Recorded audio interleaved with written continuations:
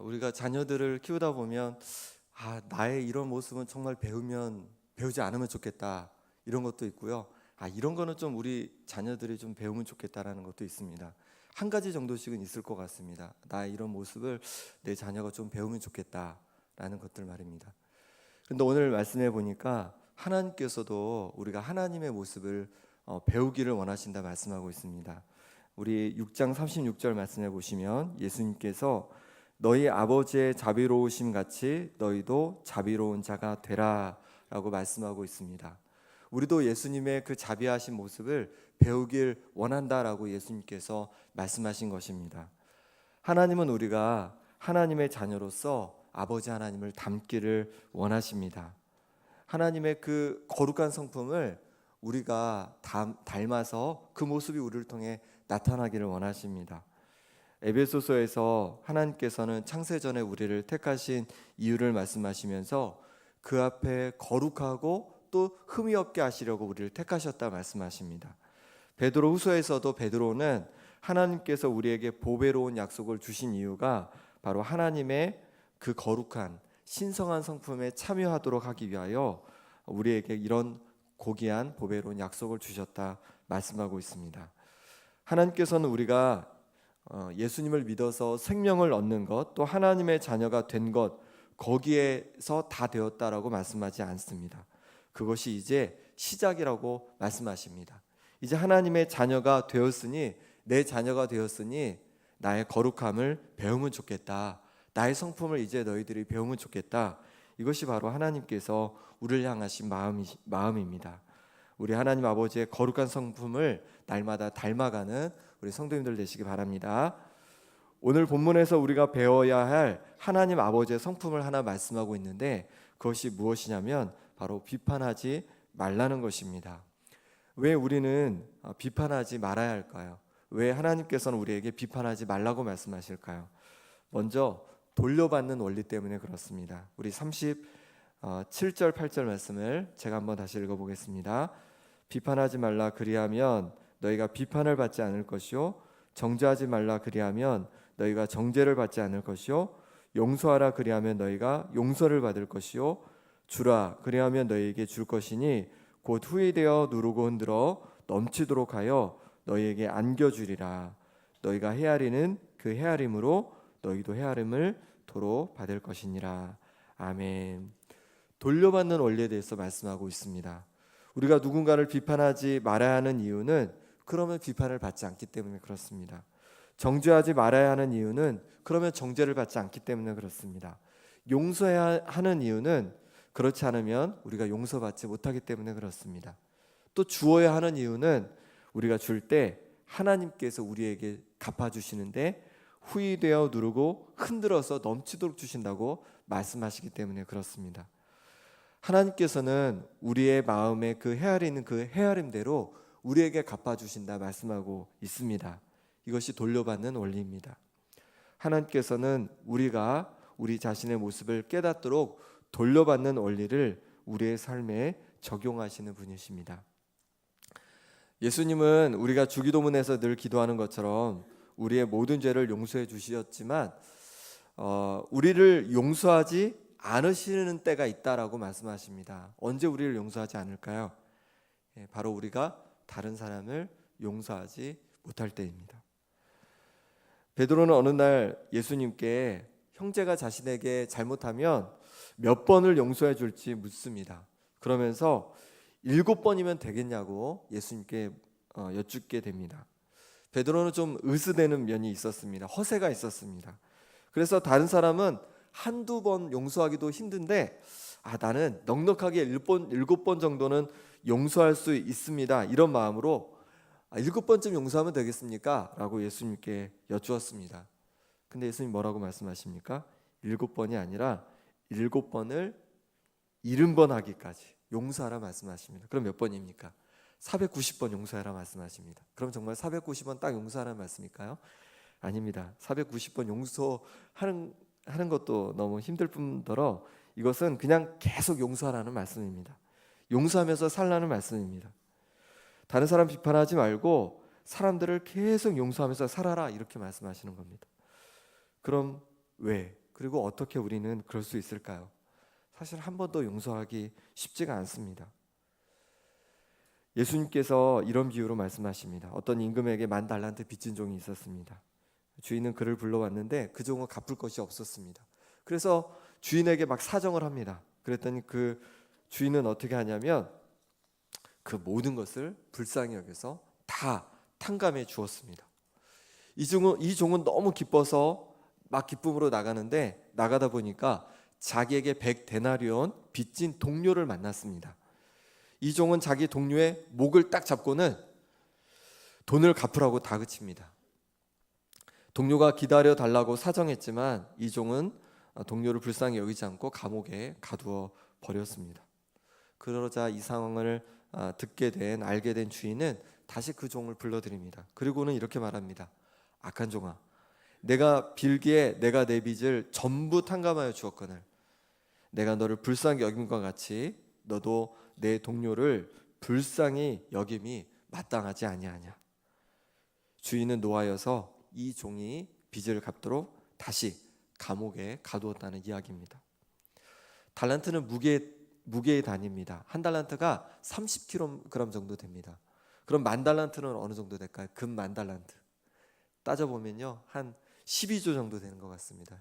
현재 시가로 하면 12조 정도, 갚을 수 없는 아주 큰 빚입니다. 그럼 종은 동료에게는 얼마나 구워줬을까요? 100데나리온이라고 합니다. 데나리온은 노동자의 하루 품삯입니다.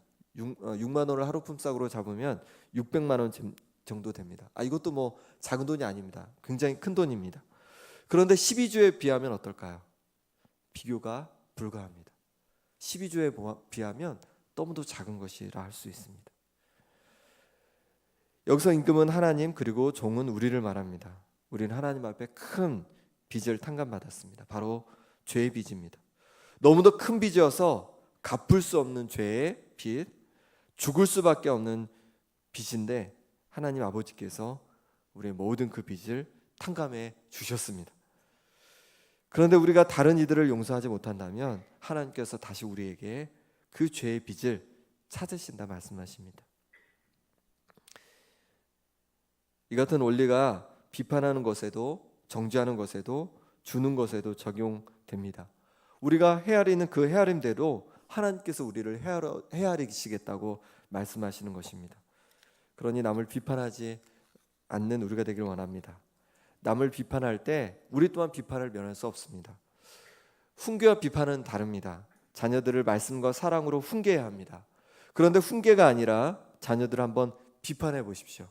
그러면 그 자녀들이 우리를 비판하는 것을 듣게 됩니다. 배우자를 한번 비난해 보십시오. 그러면 즉각 우리가 비난을 받게 됩니다. 비판이 아니라 칭찬을 하고 격려를 할 때 우리에게도 칭찬과 격려가 주어지는 줄 믿습니다. 그런데 문제는 뭐냐면 나는 가만히 있는데 누군가가 나를 먼저 비난할 때입니다. 어떻게 하면 좋겠습니까? 나도 똑같이 비난하면 계속 비판이 악순환되게 됩니다. 누군가는 그 악순환의 고리를 끊어야 합니다. 어느 날 얼굴에 수심이 가득한 한 부인이 성 빈체시오 수도원장을 찾아왔습니다. 더 이상 남편과 같이 살지 못하겠습니다. 그 사람의 신경질이 제 한계를 넘어섰습니다. 남편은 집에 들어오기만 하면 화부터 냅니다. 그래서 가족 모두가 불안해합니다. 어떻게 하면 우리 가정이 평화롭게 지낼 수 있을까요? 수도원장은 잠시 생각에 잠겼다가 다음과 같이 대답했습니다. 우리 수도원 앞뜰에 보면 작은 우물이 하나 있습니다. 그 우물물을 떠다가 집에 두고 남편이 집에 들어오면 그 물을 한 모금 입에 머금으십시오. 절대 삼켜서는 안 됩니다. 그러면 놀라운 일이 일어날 것입니다. 부인은 그렇게 하겠다고 대답하고 돌아갔습니다. 그날 늦게 귀가한 남편은 여느 날처럼 신경질을 내며 불평을 늘어놓기 시작했습니다. 보통 때 같으면 부인도 뭐라 대꾸를 했겠지만 물을 한 모금 입에 머금고 있었기 때문에 그녀는 아무 말도 할 수 없었습니다. 그러자 혼자 신경질을 내던 남편의 분노가 잦아들었고 그날 밤 이들 부부는 다투지 않고 잠자리에 들 수 있었습니다. 오랜만에 가정에 평화가 찾아왔습니다. 부인은 다음 날도 또 그 다음 날도 똑같이 물을 머금고 남편을 맞이했습니다. 얼마 지나지 않아 수도원장의 말대로 기적이 일어났습니다. 남편의 신경질이 사라졌을 뿐 아니라 다른 사람에게 막 부인 칭찬까지 하는 거예요. 부인이 감격하여서 수도원장을 찾아가 감사 인사를 했습니다. 그때 수도원장은 이렇게 대답합니다. 기적을 일으킨 것은 수도원 앞들의 우물물이 아닙니다. 바로 당신의 침묵이죠. 당신의 침묵이 남편을 부드럽게 한 것뿐입니다. 나에게 분을 내고 공격적으로 비난하는 사람들에게 똑같이 비판을 해봐야 화만 더 커집니다. 그리고 관계가 점점 깨어지게 됩니다. 비난을 잠재우는 하나의 방법은 침묵입니다. 인내입니다. 포용입니다. 용서입니다. 그럴 때 우리에게도 이 포용, 용서, 사랑이 찾아오게 되는 줄 믿습니다. 우리가 비판하지 말아야 되는 또 다른 이유는 뭐냐면 상대방에게 그리 도움이 되지 않기 때문에 그렇습니다. 우리 39절 말씀을 같이 한번 읽어보겠습니다. 시작.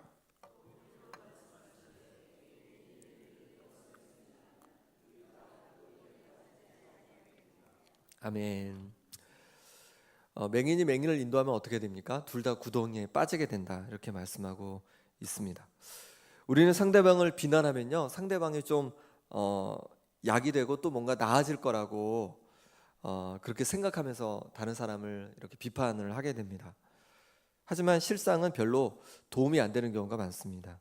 왜냐하면 우리에게도 티가 있기 때문에 그렇습니다. 아니, 우리에게는 들보가 있을지도 모릅니다.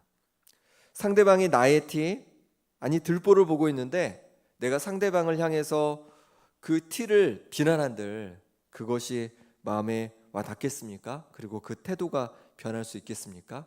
어려운 이야기입니다. 그러니 상대방에게 비난보다는 칭찬과 격려를 해주는 것이 오히려 도움이 됩니다. 앞을 못 보는 한 소년이 있었습니다. 하루는 수업 시간에 쥐가 나타나서 반 전체가 난장판이 되었습니다. 모두 야단법석을 떨며 쥐를 잡으려 했었지만 어디에 숨었는지 도저히 찾을 수가 없었습니다.